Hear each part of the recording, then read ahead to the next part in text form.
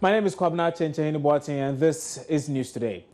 A group calling itself Social Advocates for Equity is calling on the Minister of Education and President Mahama to, as a matter of urgency, halt the ongoing teacher recruitment exercise being conducted by the Ghana Education Service. Now, the group is raising concerns with the unfair representation of persons being considered for recruitment, adding that just 4 out of 5,000 candidates are from the Upper West region. The group says it has also evidence to suggest that majority of the people who the GES claims to have successfully passed the exams did not even sit for it. The Social Advocates for Equity is therefore calling for a thorough investigation into the issue to allow fair representation for all.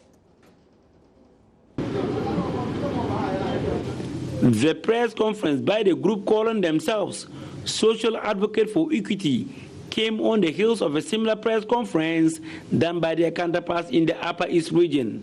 According to the group, they have regrets that the ongoing teachers recruitment, which was meant to employ qualified teachers into the various schools in the country and subsequently reduce the number of unemployed graduates in the country, is bedeviled with alleged serious corruption, which has affected the objectivity and fairness of the recruitment exercise. Mohammed Rashid speaks for the group. We have incontrovertible evidence to the effect that as huge as 1,000 Ghana cedis was paid by various graduates to get their names enlisted into the exercise. We also know for a fact that some graduates did not even write the exams, but have their names on the final posting list by the GES. The last straw that breaks the camel's back. Some did not even apply and were therefore not given any index numbers for the exams, but found their names mysteriously part of the qualified list. Coming from a poor region, and for that matter, we could not raise 1,000 Ghana cedis to pay for a bribe. We were therefore sidelined to our disadvantage.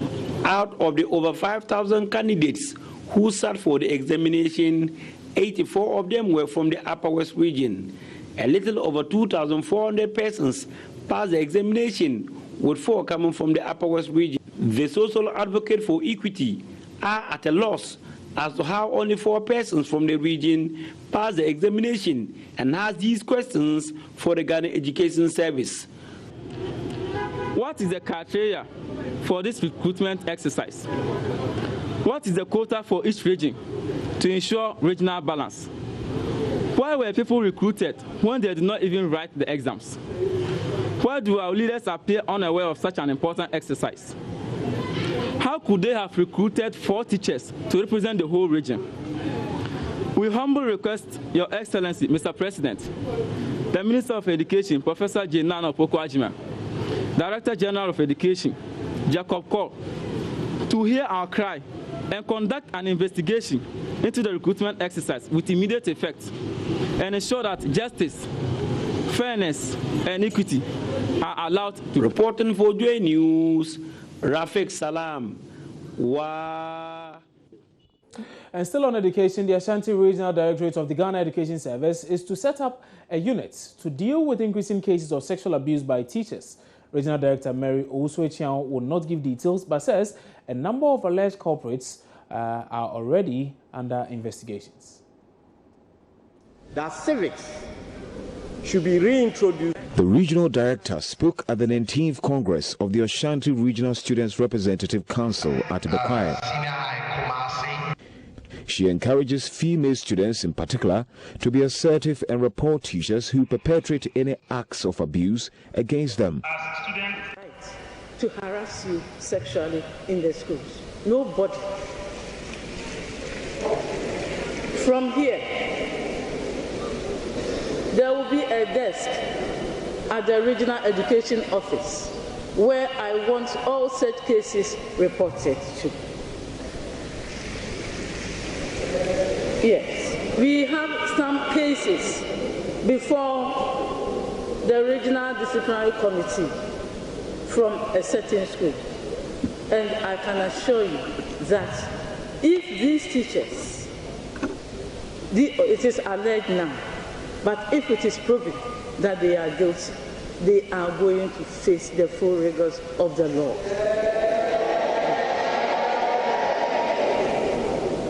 The girls here, I want to admonish you to be assertive Be assertive. Don't be cowed into submission. Be assertive. That is how you can come out to be the strong ladies you are supposed to be in future. Regional SRC President Abdul Razak Ahin wants government to promptly release subvention to schools for their smooth running. Ensure prompt release of subventions to senior high schools for smooth and effective running of schools. Mr. Chairman, again, payment of school fees by final year students in the third term has often created an uneasy atmosphere in our schools where final year students feel they are being overcharged due to the fewer number of days they spend in school until completion. This scenario often leads to the agitation by final year students in some member schools. We are therefore calling on the Ministry of Education and the Ghana Education Service to work out practicable, realistic payment plan that will reflect the exact number of days final year students spend in the third term. This will go a long way to ensure that final year students get some relief to focus on their independent papers. Now, the 2016-2017 academic year for universities across the country begins in about a week or two. And beyond the settling of regular tuition and hall of residence fees by students is also the dilemma of whether or not students are paying for their utilities. Now, government over the period has intervened in a raging debate as to who should settle the huge bills incurred by these institutions to the utility providers. Well, the National Union of Ghana Students has issued a 48-hour ultimatum to government to declare its stance on the issue or face the wrath of students in the coming days. Derek Ekosam has been speaking to its president, Pa Kwesi Edu. You issued a 2-day ultimatum, red one, of course, protesting the payment of the utility bills. Now that is done. What's your next line of action? We, as you said, we give the government, and for that matter, the Ministry of Education, up to Wednesday, and when they had passed, we've not heard anything from them. Although yesterday on Unia FM, the PRO of the Ministry of Education mentioned that they were going to call us for us to have a meeting, but I'm yet to receive that official call from the ministry as whether we are going to meet with them. So we issued a statement to our colleagues that everybody should go red from today. As you can see, I'm already in my red. Your clothes, your WhatsApp status, DP, whatever it is, we are signaling to the ministry and the government that we meant business and we want them to address this particular demand. If you say by addressing, what exactly do you mean? What are you asking for? The point is that on 31st of May, we had a stakeholders meeting and agreed that government was going to pay the utility bills for the students of Ghana. It wasn't something that we have to push on them so much because the Ministry of Education and then the Ministry of Finance at the meeting agreed that, okay, they were going to collaborate and then ensure that the fees are paid. And also there, it was indicated that students should not be charged to pay utility bills. So I was amazed that after the 31st May meeting, some institutions have decided to charge students utility bills. Now, a report from this institution or some of these institutions, like KNUST, for instance, indicate that they want the Ministry of Education to officially communicate to them that yes, we have accepted to pay or to continue to pay the utility bills, especially for the 2016-2017 academic year. So that's all NUS is demanding from the ministry. So you're asking that the payment of the utility bills be taken away from you as students, right? It is not that we are, because we have already agreed upon. It's just that some institutions have decided to, let me say, disobey that decision or go against that decision that we all arrive at. So if they are not going for that decision or they are not respecting that decision, we think it is prudent for the Ministry of Education to communicate officially to them that, oh, come on 31st May, we had a meeting. We all agreed that students should not be charged utility bills. So stop charging the student utility bills. Then we can have a congenial atmosphere that will promote teaching and learning. It appears that you are not getting what you require. What would you do? Would you hit the streets? Would you demonstrate? Because these are pertinent issues affecting the student body.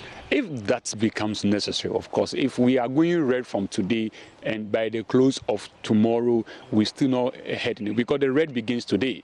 And if we will be meeting either this evening or tomorrow, the leaders will meet either this evening or tomorrow to outline the next line of actions that will be taken to press on this demand. what other options are available? There are several options. So any of them that is applicable within the laws of our country will embark on any of these. Some vice chancellors have also asked the education ministry to come clear on this one. I know you have been interacting with the vice chancellors, Ghana. What is their stance on this? At our last meeting, the vice chancellor's Ghana representative, Mr. Kaba, was at the meeting, and we cited, for instance, University of Ghana, who attempted charging student utility bills, but they have withdrawn that, and he's aware. And I was actually expecting that he would communicate this idea or this decision to his constituents. So I don't know whether he has communicated. If he has, fine. If he has not, that is not actually our burden. It is because they are employees of the government. So if your employees are not doing something right, it is the responsibility of the employer, the government, therefore, to make sure your employees do the right thing.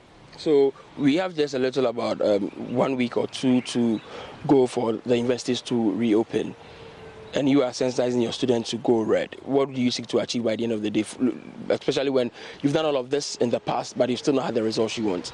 Basically, all we want is that the utility bill component on the fees should be withdrawn. Forever, or just for the upcoming academic year? Let's take it one after the other. We are dealing with 2016-2017 academic year, so let's deal with that first. Do you seem to have the support of Vice Chancellor's Ghana? Well, we don't really need to even have the support of Vice Chancellor's Ghana or not. If they support us, fine. If they don't support us, this is a student union. We are there to advocate for the welfare and the interests of the students of Ghana. And that was my colleague Derek Ekosam in an interview with NUK's President Pakwesi Edu. Now, this weekend's edition of Joy News' flagship election program, The Ballot Box, is making a stop at the Kintampo South District of the Bono-Ahafo region. The event, which comes off tomorrow, Friday, that's the 12th of August, at 5 p.m., both on radio and television, will be sampling views of potential voters on issues that will inform their votes this year and later connect with political leaders for the area for some answers. Now, gauging the mood ahead of the main show, some people of Jema, the venue for tomorrow's edition of the Ballot Box in the Kintampo South District, have been sharing their views on issues that will influence their votes. Market day, Monday. So, market no cry. Unjin say, be I reading, it do one wedding, Eja. I roho. A pata nedding. Your boss is one ma, among what I said, Umuduja. And so, through election time, I'm prisoner. Omutim e ka kire ze o mvotu mai na se mvotu mai a ye kwa na ho pe biere be ya ma ho enso so nya votu mana se onya enwin se cream okosoro no ma wankai asefo ebiem ye road na dada won road no nyina asese nti se kukuma na se kire hidun su nyina na road na asese bisukura me kase kura no unni lance se de obitima ko sa kuru akese no ma unya taxi bi obitim de abobo nti ntiem hoyi enso kwan nye ni nti no. So those were some residents of Jema in the Bono-Ahafo region. Well, they were letting us know what really their concerns are and how that is going to affect them as to which particular candidate they're going to vote for in the upcoming elections. But head of the political desk here at Joy News and a host of the show, Evans Mensah, joins me live now from the Bono-Ahafo region with some more. Evans, now you and a host of volunteers have been walking the length and breadth of rural communities in Kintampo. Do you get a sense of the anticipation ahead of this live event? Most certainly. People are looking forward to the opportunity to engage their leaders and those seeking to win their votes this year. And you know, one of the key things that we've seen, which is getting people excited and anticipating this event, is this whole issue surrounding the microfinance scandal, which we all know the Bono-Ahafo region was the epicenter. It come up quite a lot in our conversations and the boxes that we distributed so far. People are talking about that. They still want to hear something from their leaders on that. But there's also a sense of, appreciation, though, for some of the key things that government has managed to do. I was just before you called me, we were so out there in Kichiman-South, because Kichiman-South is one of the areas selected for this particular program. And a woman who is selling phone credit, phone cards by the roadside, was quite appreciative of the road that had been done in front through the town. She was telling me, for example, the road wasn't done before, and for her, that is a factor she will consider in casting her ballot. So it's been a pretty mixed views, and we expect all to come to the fore when the conversation starts tomorrow. Right. Evans, many thanks for that update, and that was head of our political desk here at Joy News, and indeed he's the host of The Ballot Box, that very program that will be live from the Bono Afo region and will be beaming across our platforms, that's on television, on radio, and subsequently online. Well, remember the time is 5 p.m. and it's on Friday right here on your election headquarters. You're watching News Today here on your Joy News channel on Multi TV. Time now for us to take a break. When we come back, we'll bring you some more, including some pretty interesting conversations that has to do with political party manifestos and how they are going to affect the votes of people in the upcoming polls. Stay with us.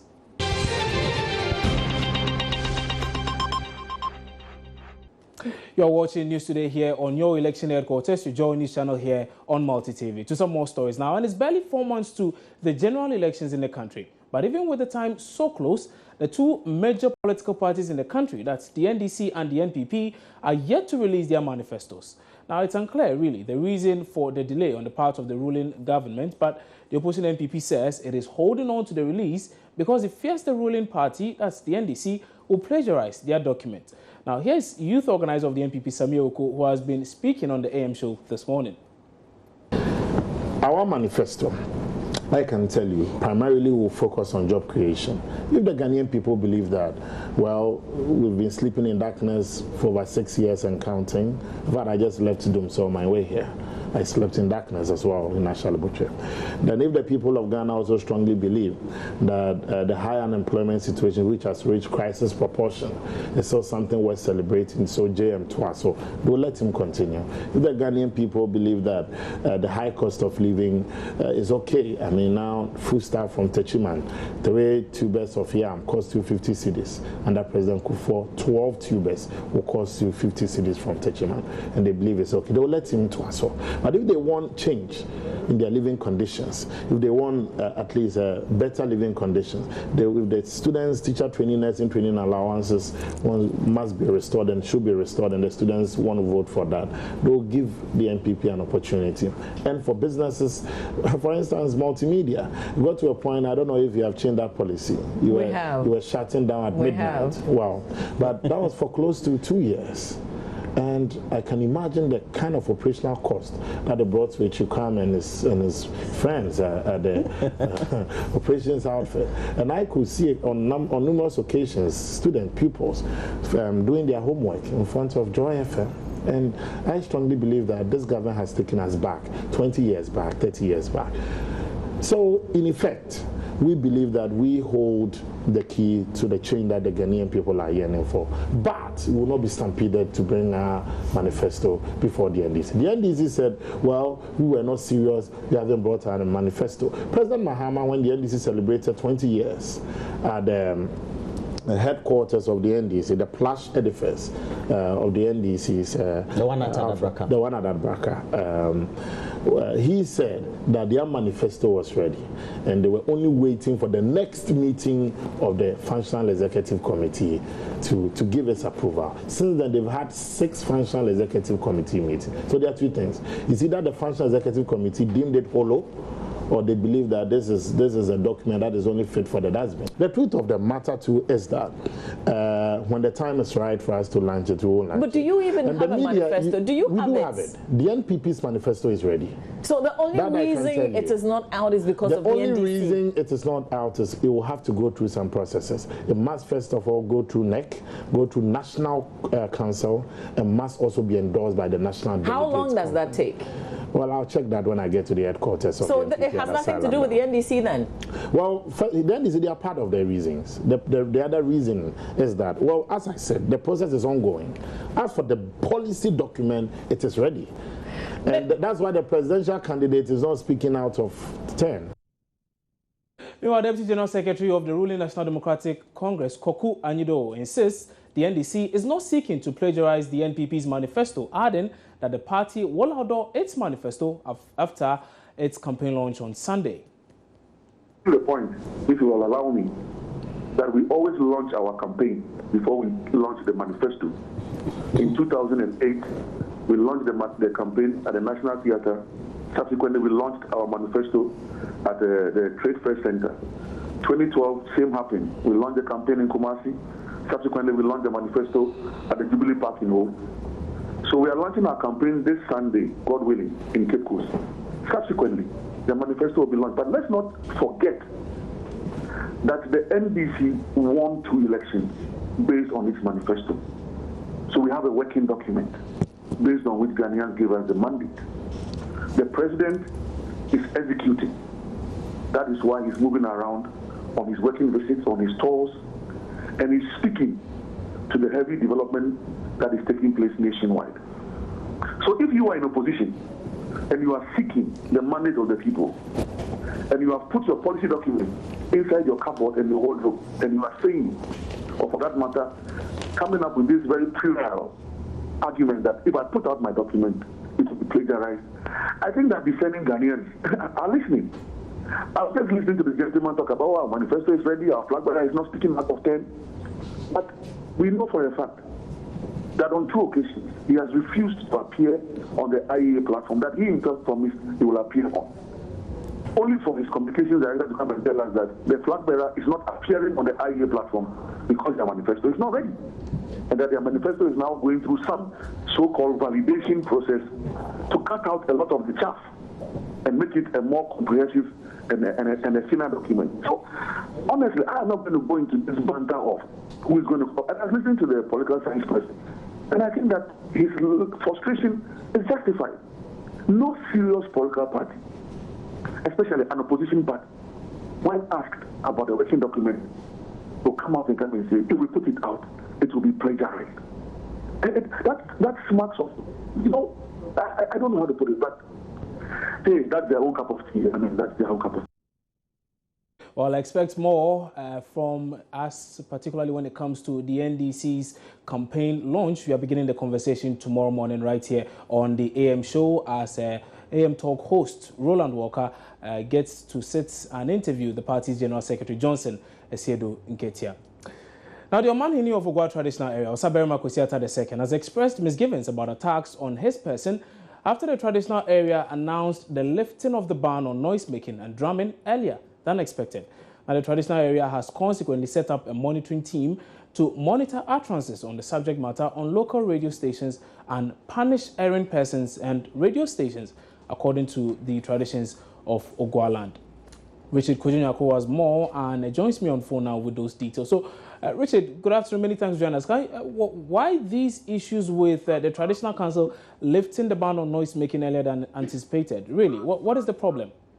Well, you know, every year when the Ogua Festival Afashe is going to be celebrated, 3 weeks preceding the celebration of the Festival Afashe, there is a ban on noise making, drumming, and a ban on funeral activities as well. But this year, they have announced that the ban is going to be lifted on Friday, that is tomorrow, the 12th of August. And people read meanings, a lot of meanings into that one, because per their calendar, the calendar that they brought, the Traditional Council brought out, they were expected to lift the ban on the 18th. And people have read, including the PDP officials, they've read meanings into that one. It is because the NDC wants to launch their campaign. That is why the Traditional Council has been forced to lift the ban earlier than the expected period. And so a lot of people have been talking, if you listen to the radio stations in Cape Coast here, there are so many attacks attacking the person of the Omanhene of Ogua traditional area. But according to him, he did not take the decision alone. The decision was taken in consonance and in conjunction with other superior Sapo people and other priests and priestesses in the Ogua traditional area. And so he is not to blame. And in fact, this is not the first time such a thing has happened. In times of old, this issue of lifting the ban earlier than expected has happened. And the communication that has come out has it that the NDC went, consulted the traditional area, and they actually paid for the traditional council to pacify the gods so that the ban could be lifted earlier than the normal period. And the Traditional Council also consulted the gods, and Apparently, the God said, yes, it can be done, and so they performed the rituals that is enabling them to lift the ban tomorrow. And so that has been the talking point in Cape Coast. Right. Kojo, many thanks for that update. And that was Richard Kojo, our Central Regional Correspondent, joining us on phone with some more on the lifting of the ban ahead of the NDC's Congress on Sunday. You're still watching News Today here on your Joy News channel on Multi TV.